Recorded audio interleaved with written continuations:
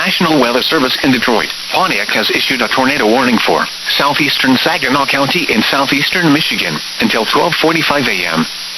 At 11:56 p.m., a severe thunderstorm capable of producing a tornado was located 7 miles east of St. Charles, moving east at 40 miles per hour. Hazard: tornado. Source: radar indicated rotation. Impact: flying debris will be dangerous to those caught without shelter. Mobile homes will be damaged or destroyed. Damage to roofs, windows, and vehicles will occur. Tree damage is likely.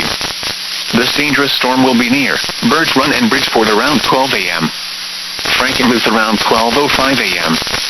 Other locations impacted by this tornadic thunderstorm include Shiawassee National Wildlife Refuge, Burt, Jarrah, and Foster's.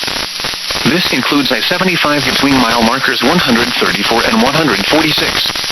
Repeating, a tornado warning has been issued until 12:45 a.m. Wednesday for the following county: Saginaw, Michigan,